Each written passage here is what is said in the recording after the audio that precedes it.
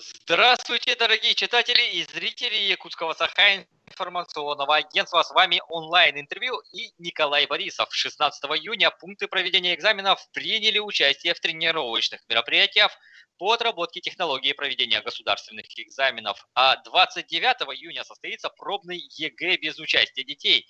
Проверка работы всех систем и работников пунктов проведения экзаменов. Какие нюансы есть в экзаменационной кампании 2020 года на фоне пандемии коронавируса и что нужно знать абитуриентам? На эти и другие вопросы нам ответит проректор по непрерывному образованию и кадровой политике СВФУ Михаил Федоров. Михаил Прокопьевич, здравствуйте.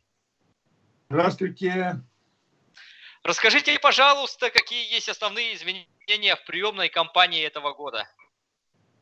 Ну, приемная кампания, как и прошлые годы, начнется 20 июня этого года. Ну, отличие, конечно, от прошлых лет это в формате приема документов. Если мы раньше принимали, ну, сейчас вот офлайн, сейчас, как мы говорим, да, можно было и по интернету принять, и по почте России. А в этом году прием документов только онлайн, дистанционно. Поэтому вот это основное отличие. Ну, кто-то, может, вот захочет передать нарочным вот, родственникам или Почта России, то эти документы не принимаются. Поэтому вот абитуриенты должны учесть в этом году только вот дистанционно через интернет принимаем документы. Как... Ага, я слушаю. А как же быть с теми абитуриентами, у которых нет высококачественного интернета? Что им делать? Как они могут поступить? Ну, для этого мы во все улусы, главам улусов отправили письма от университета для того, чтобы они сопровождали выпускников и прошлых лет, и этого года для сдачи документов и вступительных испытаний в наш университет.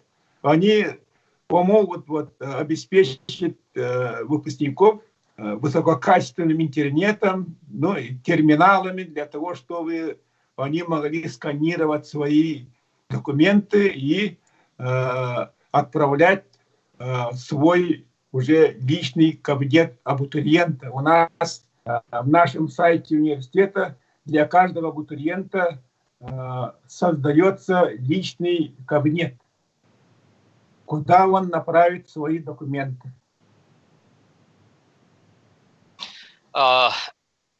Какие справки нужно иметь? Нужно ли проходить тесты на коронавирус? Сейчас говорят, очень популярно вот, обязательное прохождение тестов. Ну, у нас офлайн общения не будет, поэтому никаких тестов по коронавирусу мы не требуем.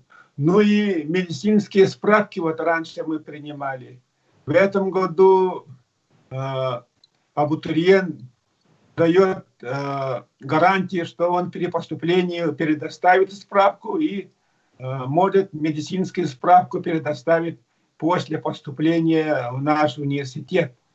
Поэтому у меня даже совет, вот, у нас своя поликлиника в университете, и чтобы лишний раз не создавать скопление множества вот клиентов у своих поликлиник, не надо проходить медкомиссию у себя дома, да, а после поступления у нас пройдете, вот, в нашей клинике, и даже это будет как два в одном, потому что при заселении в общежитие медосмотр обязательно требуется у нас. А тут и для общежития, и для университета это единая медсправка. Надо учесть, что по некоторым специальностям требуются вот, ну, медицинские показания абитуриента.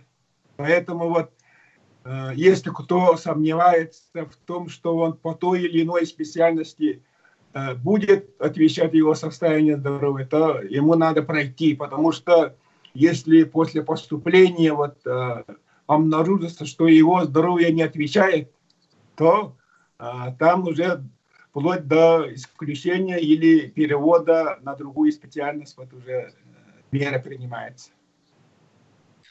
Сколько учебных мест в этом году? Вообще ожидается какой наплыв абитуриентов? Ну, мы ежегодно, в прошлом году, например, 5500 абитуриентов у нас стали студентами. В этом году около 6000 у нас студентов мы тоже новых наберем. Но если разделить эти места на бюджетные и платные, то если бюджетных мест в прошлом году 3500 было, российских бюджетных мест, то в этом году около 4000 на бюджет Российской Федерации мы принимаем. Ну, остальные на платной основе. Но это включая и там среднее профессиональное образование, магистратура, специалитет, бакалавриат, аспирантура, ординатура. По всем этим, по всей сумме такие показатели у нас. Михаил Прокопьевич, можно ли сейчас говорить, что на базе университета будут приниматься единый государственный экзамен, как в прошлых годах? Или еще рано из-за обстановки с COVID-19? Нет, единые государственные экзамены, насколько я информирован, пройдут в штатном режиме, и каждый выпускник будет сдавать в пунктах приема экзаменов у себя в школе или в соседних школах, ну, как и прежние годы. Это будет. У нас будут в онлайн-режиме только вступительные испытания по некоторым специальностям. Помимо ЕГЭ, где требуется и дополнительно вступительные испытания, ну, как, например, допустим, Институт физкультуры и спорта, такие специальности есть по строительным, где архитектура, да, там тоже дополнительно надо давать. Ребятам, которые окончили колледжи, с дипломом среднего профессионального образования, тоже надо пройти вступительные испытания. Это будет онлайн-режиме. Ну, прошлые годы мы, например, принимали экзамены по такому предмету, как русский язык. Это около 900 абитуриентов сдавали. В этом году эти абитуриенты, например, будут только дистанционно сдавать экзамены. Дистанционно. Это будет в августе. Ну, мы дополнительно с ними будем работать, консультации будут.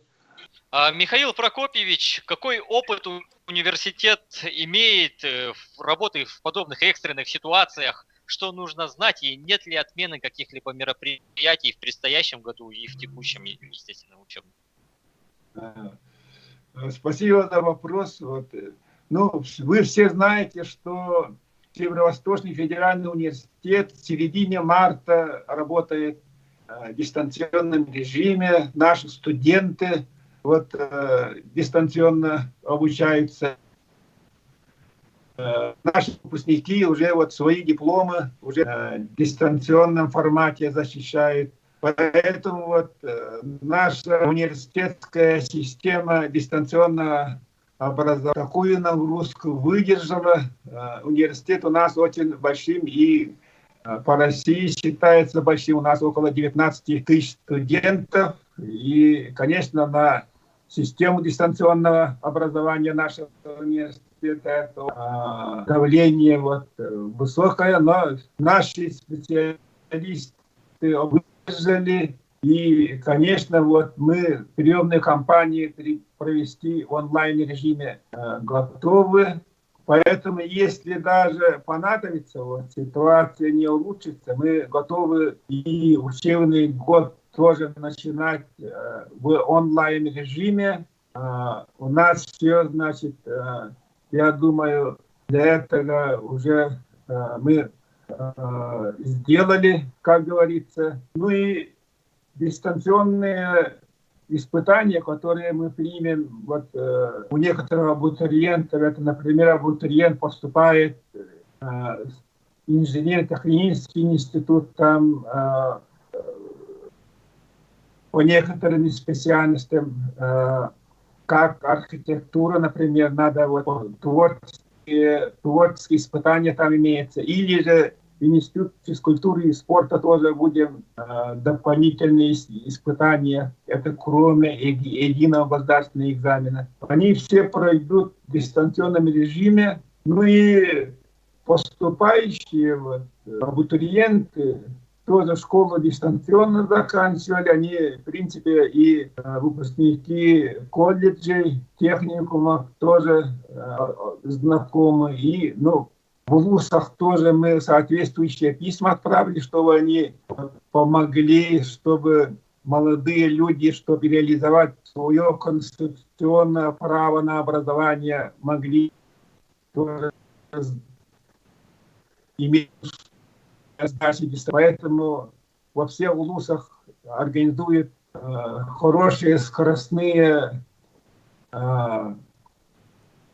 места, где откуда можно будет сдавать терминалы, откуда можно будет сдавать дистанционные испытания.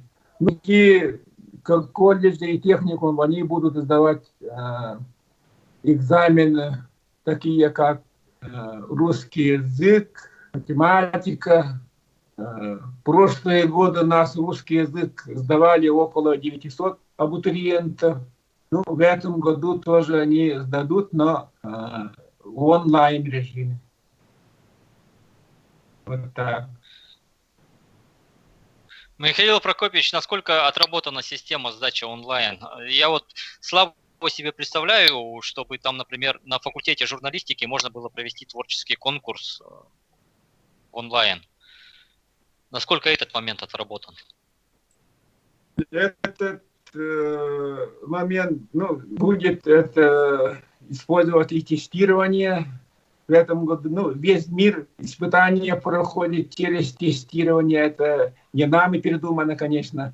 Поэтому для всех, во-вторых, для всех абитуриентов условия будут одинаковые. Одинаковый тест они будут издавать. Поэтому как бы инструмент, измеритель качества знаний у всех одинаковый будет, поэтому у всех абитуриентов равные шансы будут.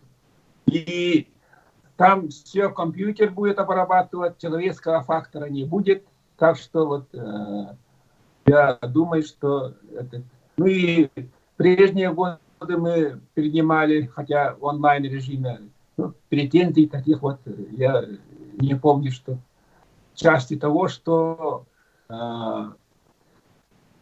сыграл роль там человеческого фактора, и тогда такого никогда не бывает у нас. Отлично. Михаил Прокопьевич, спасибо большое за интервью.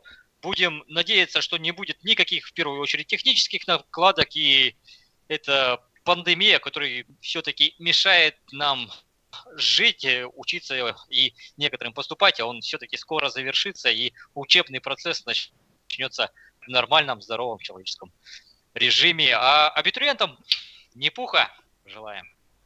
Спасибо. Спасибо. Я тоже всем желаю удачи. Будьте всегда успешными. Мы вас ждем. Будьте нашими студентами. Спасибо.